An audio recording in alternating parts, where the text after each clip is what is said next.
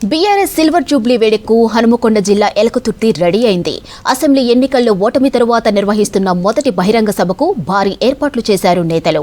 సభ కోసం ఎలకతుర్తి చింతపల్లి శివారులో దాదాపు 1250 ఎకరాల భూమిని చదును చేశారు. దాదాపు 159 ఎకరాల్లో సభా ప్రాంగణం ఏర్పాటు చేశారు. దాదాపు 500 మంది కూర్చునేలా వేదిక సిద్ధం చేశారు. 1000 ఎకరాల్లో పార్కింగ్ ఏర్పాటు చేశారు. అలాగే ఎలకతుర్తి సభకు 20,000కు పైగా వెహికల్స్ 10 లక్షల మందికి పైగా వస్తారని గులాబీ నేతలు చెబుతున్నారు. ఇప్పటికే వివిధ ప్రాంతాల నుంచి ఎడ్ల బండ్లు, ప్రభ బండ్లతో ఆ పార్టీ కార్యకర్తలు సభ ప్రాంగణానికి బయలుదేరారు. బీఆర్ఎస్ చీఫ్ కేసీఆర్ సాయంత్రం 4:30 నుంచి 5 గంటల మధ్యలో హెలికాప్టర్లో ఎలకతుర్తికి చేరుకోనున్నారు. సభా స్థలానికి సమీపంలోనే హెలీప్యాడ్ ఏర్పాటు చేశారు. 2023 డిసెంబర్లో అసెంబ్లీ ఎన్నికల్లో బీఆర్ఎస్ ఓడిపోయి కాంగ్రెస్ అధికారంలోకి వచ్చాక కేసీఆర్ బయటకు రావడానికి అంతగా ఇష్టపడలేదు. పార్టీ మీటింగ్స్ మొదలు అసెంబ్లీ సమావేశాల వరకు హాజరు కాలేదు. దీనిపై పెద్ద ఎత్తున చర్చ జరిగింది.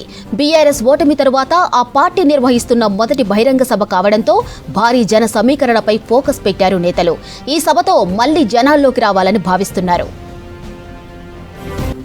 ఇక రజతోత్సవ సభకు 10 లక్షల మందికి పైగా వస్తారని బీఆర్ఎస్ నేతలు అంచనా వేస్తున్నారు. వివిధ ప్రాంతాల నుంచి 3,000 బస్సులు, కార్లు, టాటా ఏస్లు, ట్రాక్టర్లు, డీసీఎంలు, లారీలు కలిపి మొత్తం 20,000కు పైగా వెహికల్స్ తరలి వస్తాయని భావిస్తున్నారు.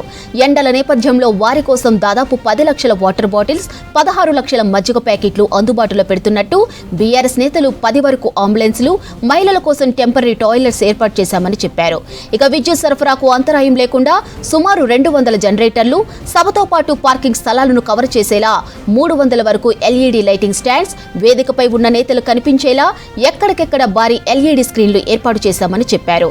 బీఆర్ఎస్ సభకు పోలీస్ శాఖ 1,100 మందికి పైగా సిబ్బందితో బందోబస్తు ఏర్పాట్లు చేసింది.